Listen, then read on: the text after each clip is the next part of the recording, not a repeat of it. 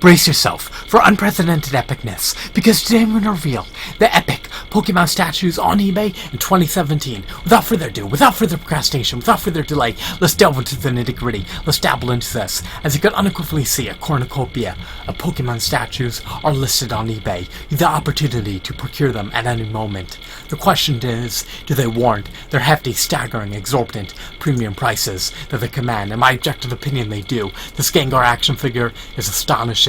I'm bedazzled. This action figure truly captures the character's personality. He looks ludicrous. He looks like a zany, whimsical, charismatic character. I love this Gengar.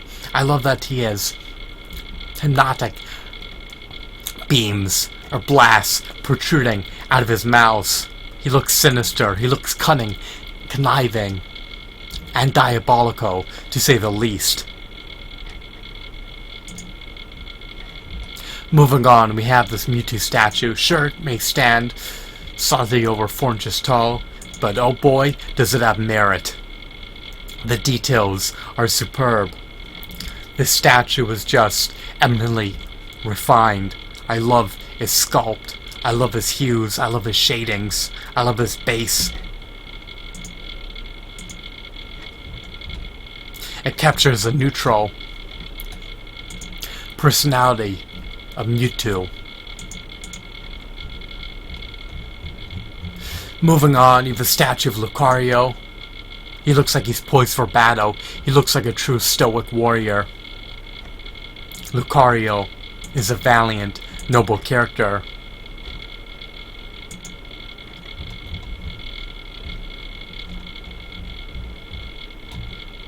We have another statue of Gengar. He looks like he's phasing through the ground. The statue doesn't have as much merit, in my opinion, as the other Gengar statue, but is still a nifty item, in spite of the fact that you only get half a body for over $21. You have a Deadpool variant of Pikachu. Not bad per se, but not the quintessential Pikachu statue either. So, you have the autonomy to buy an Eevee statue or a Pikachu statue. These statues don't really appease me too much. They're only 14 centimeters in height, and they're over $22. So, they're outside the parameters of my budget, but they're still spiffy and aesthetically appealing. Let's continue. We have a Charizard statue. This Charizard is quite expensive. He's at least $24.98.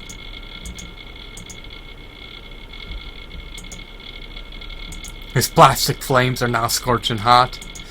They're translucent and they're aesthetically appealing to take a gander at. I don't like the fact that he lacks articulation. I'm not too appeased by his pose, but I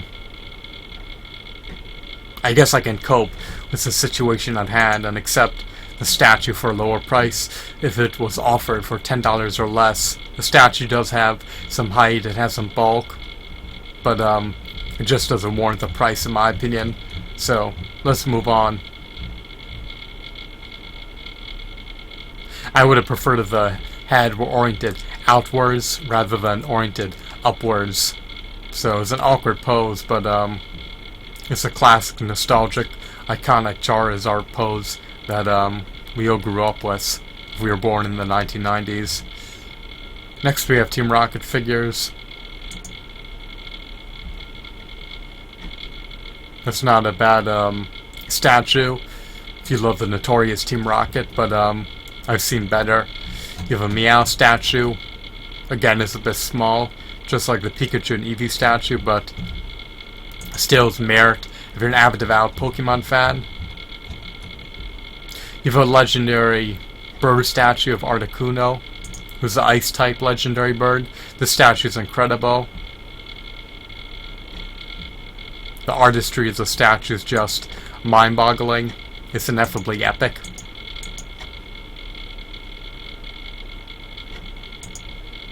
It truly captures the beauty and majesty and divinity of Articuno.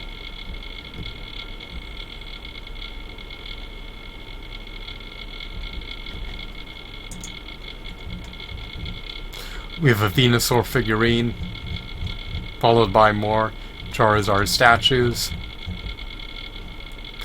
So, now we come across higher quality statues comprised of resin.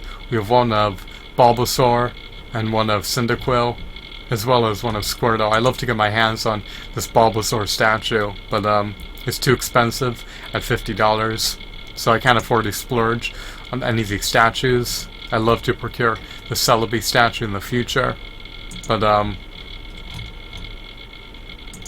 I can't afford to relinquish $50 on a 7 centimeter or 8 centimeter statue. So I love the Caterpie one. These statues have meticulous details. They have high quality shadings. Their aesthetics truly capture the Pokemon characters they seek to emulate.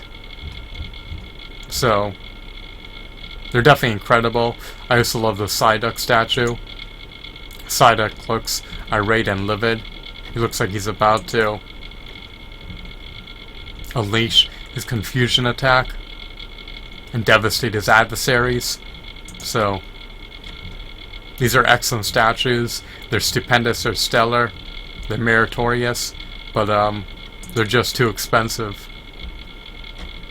So I love this Totodile one. The Snorlax one is lacking. I feel like it could have been a bit more burly and bulky, but it is what it is. I love this Gyarados statue. You have the blue Gyarados, as well as the variant of Gyarados, the shiny Gyarados, aka the red Gyarados. And then you have the Staryu statue. The Staryu is captured in a pose in which he's surfing over the water. So that's epic.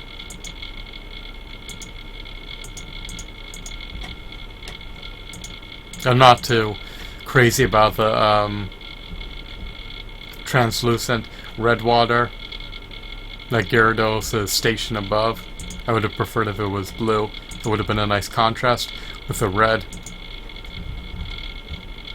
But it's still a worthwhile statue, in spite of that nitpick. We have one of Swine.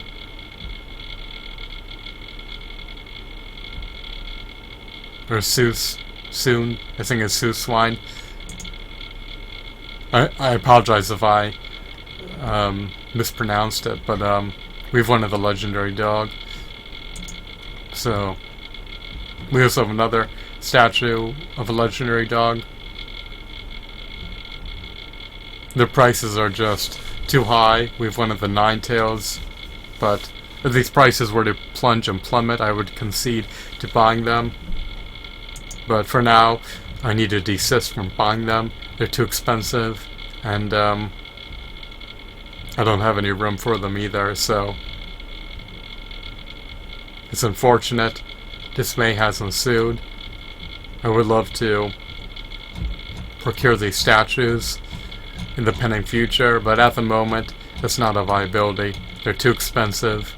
I lack the room, and even if I could afford them, I wouldn't concede to these asking prices. Let them get sold out. Maybe in the future they'll come down in price, but at the moment they're just non-affordable. So I'm done reiterating myself. I hope that you found this video to be intriguing and enthralling. Have a wonderful, marvelous day. Goodbye.